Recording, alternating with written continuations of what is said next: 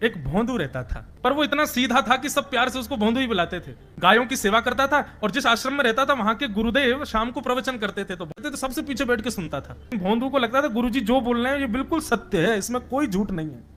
एक दिन गुरुजी प्रवचन करते हुए बोले, यमुना के पल्ली पार भांडीर वन में ठाकुर जी गैया चराने आए। भांडीर वन का नाम सुनते भोंदू कान खड़े हो गए। बोले भांडीर वन तो मैं जाता हूं गैया लेके, मुझे तो कभी मिले नहीं वहां पे। अरे मुंह में ही कमी होगी, मुंह में ही सामर्थ्य नहीं होगी उनको देखवे कि मैं ही नहीं देख पाए होंगे, वो तो आते होंगे वहां पे, मुझे ना दिखे होंगे। भोंदू ने पहली बार जिज्ञासा करी, गुरुदेव ठाकुर जी दिखते कैसे हैं?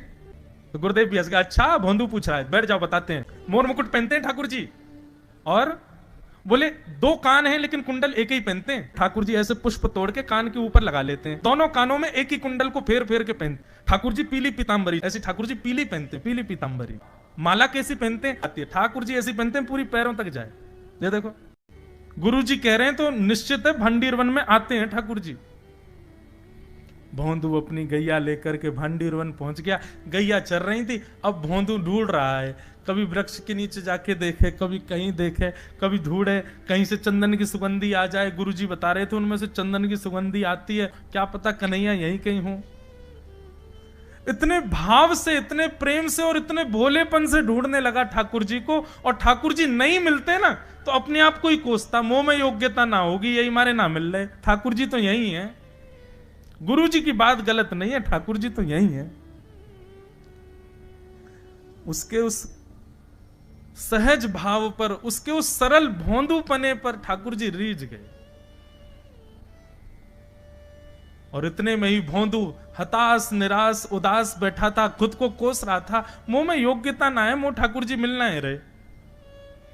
इतने में ही देखा सामने से असंख्य गायों का झुंड आ रहा है, और भोंदू ने जैसे उन गायों को देखा, ऐसी गाय कभी देखी नहीं, अलग गाय, सींग चमक रहे हैं, सींगों के ऊपर के भाग में सोने चांदी मढ़े हुए हैं, ऐसी ऐसी सुंदर सुंदर तंदुरुस्त गैया।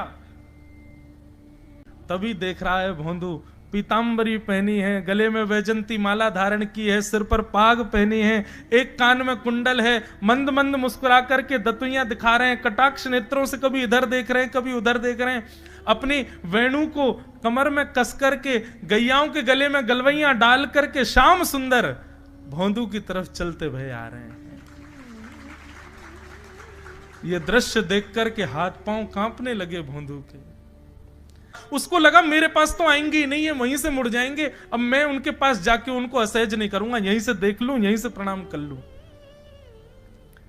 लेकिन जैसे जैसे प्रणाम करके ऊपर देखता, ठाकुर जी और पास आ रहे हैं, और पास आ रहे हैं, और पास आ रहे हैं। जैसे ही ठाकुर जी आकर के बैठे, भोंदू के पास शब्द नहीं है, हाथ पैर कंपित हो रहे हैं, उसको सूझ ही नहीं रहा करूं क्या मैं, इनके लिए क्या बिछाऊं, कहां बैठाऊं।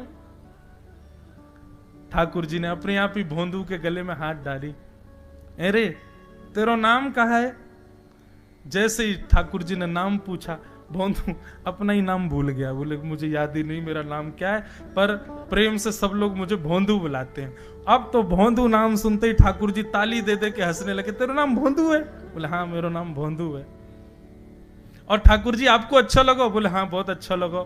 आपको नाम कहा है? ठाकुर जी बोले तुम वो ना जाने?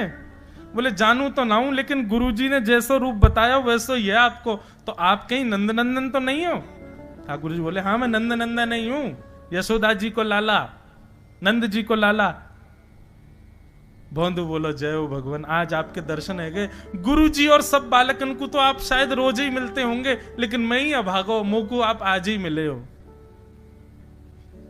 ठाकुर जी बोले अब चल बात मत बनावे, जल्दी कछु खवा, मुंह को भूख लग रही है। भोंदू एक कपड़े में रोटी बांध के उसमें मिर्च और गुड़ रख करके लेके गया। 2 रोटी थी। भोंदू ने जैसे ही खोली, एक रोटी ठाकुर जी के सामने धर दी, एक अपने पास रख ली। बोले मैं भी तो खाऊंगा। ठाकुर जी ने बढ़िया रोटी ऐसे घुमाई और प्रेम से गुड़ खामे और रोटी पान लगे प्रेम से, और ठाकुर जी तो चप चप करके नेक देर में पा गए। भोंदू तो भूल ही गए, मुंह खानो भी, वो ठाकुर जी को ही देख रहा है। ठाकुर जी बोले और जोर की भूख लगी, ला अपनी रोटी दे दे। भोंदू बोलो मुंह को भी भूख लगी है। बोले अच्छा चल आधी आधी खा ले, या मैं आधी तू खा ले आधी मैं खा लूं, दोनों खा लिए। कल तो नेक्स्ट से ज्यादा सी रोटी ले आइयो, भूख ज्यादा लगे, और सुन यही समय आइयो, मिलूंगा कल भी तोते।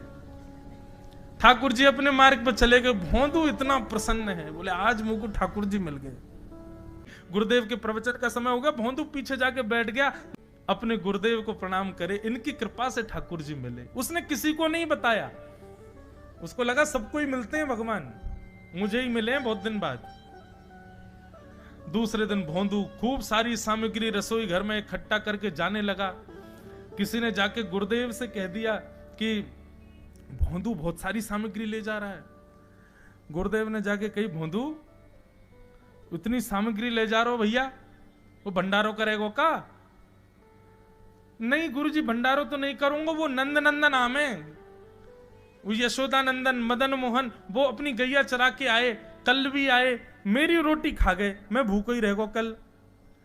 या हमारे ज्यादा सी ले जा रहा हूं, बेचारे बहुत भूखे आए कल, कि उनको पेट भर जाएगा, मैं भी पा लूंगा, या हमारे गुरुजी आज ज्यादा सामग्री ले जा रहा हूं। गुरुदेव ने मन में सोचा, ये बात कोई और कहे तो अविश्वास किया जा सकता है, लेकिन भोंदू झूठ नहीं बोलता। भोंदू कभी झूठ नहीं बोलता, भोंदू की बात पर विश्वास करना ही पड़ेगा। गुरुदेव बोले, सुन सुन इधर बैठ, ठाकुर जी आए थे? बोले हाँ। अच्छा, उनका रूप कैसा था? जैसा रूप आपने बताया था ना गुरुजी, बिल्कुल वैसा, ऐसे कटाक्ष नेत्र, मोती जैसे दांत, ठाकुर जी की मुस्कान ऐसी, पाग ऐसी, कान ऐसे। गुरुदेव के तो नेत्र बंद हो गए, वे सब अनुभव करने लगे। लेकिन गुरुदेव बोले, रूप कैसा भी बता दे, चरण यदि इसने बता दिए तो मैं मान जाऊंगा कि ठाकुर जी थे। अच्छा तूने चरण देखे? बोले हाँ गुरुजी मैंने चरण देखे। चरण कैसे थे?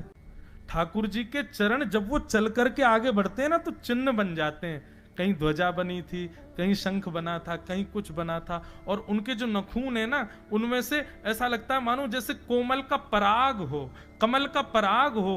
और चरणों का रंग कैसा, जैसे मानो जैसे गुरुदेव कमल होता है ना, कमल की आकृति, ऐसे ठाकुर जी के चरण।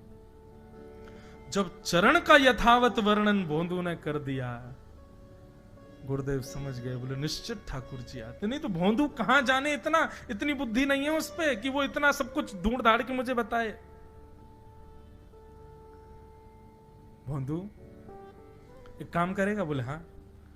ठाकुर जी आएंगे तो तेरे सखा बन गए? बोले हाँ।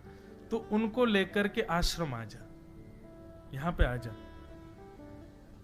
भोंदू बोला कि इतने योग्य बालक हैं, लेकिन ठाकुर जी ने किसी से नहीं कही, मुझसे कही है। अगर मैंने ये काम नहीं किया तो मेरा जीवन व्यर्थ है। भोंदू को लगा ठाकुर जी सबसे ही मिलते हैं, गुरु जी किसी से भी कह के बुलवा लेते, मुझको काम दिया।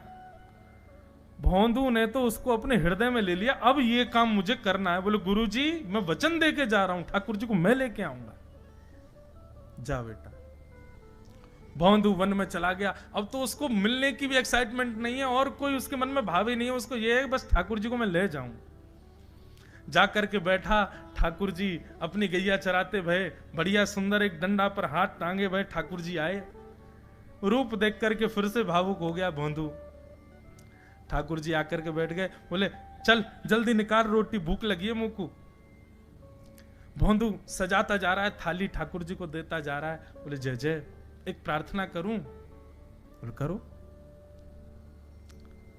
आप मेरे संग मेरे सखाओ ना आप? बोले हाँ तेरो सखाऊं, तो मेरी बात मानोगे? बोले कहा, आप मेरे संग आश्रम चलो गुरु जी के पास।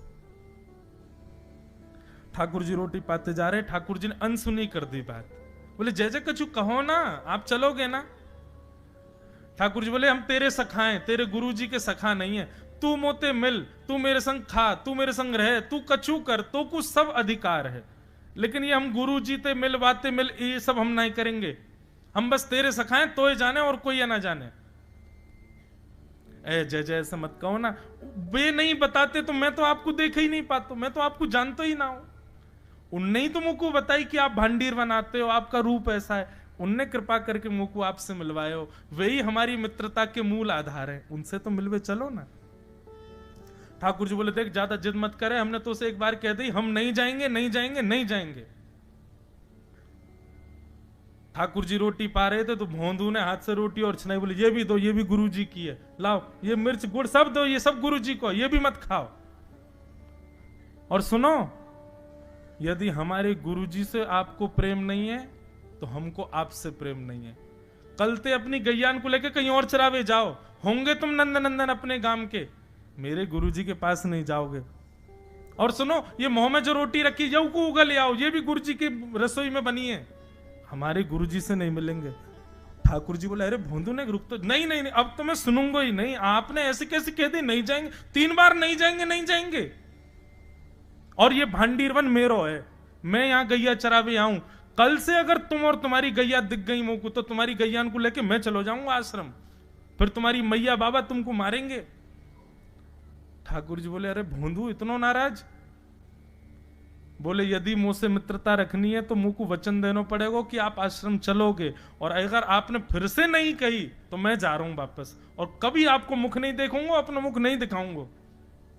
ठाकुर जी बोले, इस मुख को देखने के लिए या संग के लिए लोग पता हो तो कितनी तपस्या करें।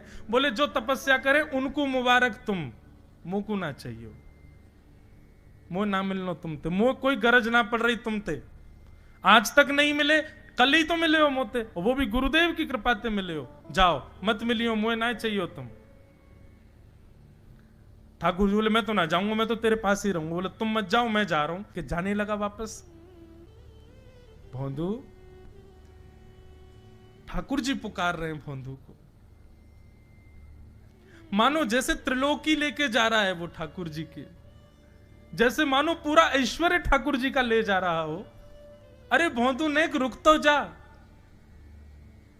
भोंदू बोला, अपना मुख भी नहीं दिखाऊंगा यदि आप नहीं चलोगे तो।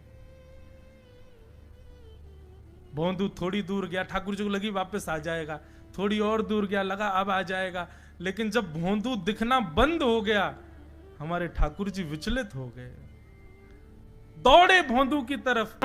ठाकुर जी दौड़ करके गए और जाकर के भोंदू के पिद्दी पे चढ़ गए। बोले, ले चल अपने गुरुदेव के पास, चलूंगा तू जहां कहेगो, लेकिन तो दूर नहीं जान दूंगा। और भोंदू ठाकुर जी को ऐसे ऊपर चढ़ा करके लेकर के आश्रम जा रहा है। गुरुदेव आकर के खड़े हो गए और मन में बस विचार कर रहे थे, हाथ पांव कांप रहे थे। बोले, ठाकुर जी आएंगे कि नहीं। इतने में ही भोंदू आया और तभी देखा भोंदू के पिद्दी पर ठाकुर जी टंगे भय आ रहे हैं। आज गुरुदेव ने जाकर के पहले भोंदू को प्रणाम किया। बोले, जय हो, धन्य है। इतनी तपस्या की, इतना भजन किया, घर परिवार त्याग दिया, वैराग्य त्याग सब हमारे जीवन में, तब भी ठाकुर जी नहीं मिले। लेकिन वारे भोंदू, तेरी सरलता, तेरी सहजता, तेरा ये निर्मल भाव कि ठाकुर जी तेरे अधीन होके यहां आश्रम तक चले आए।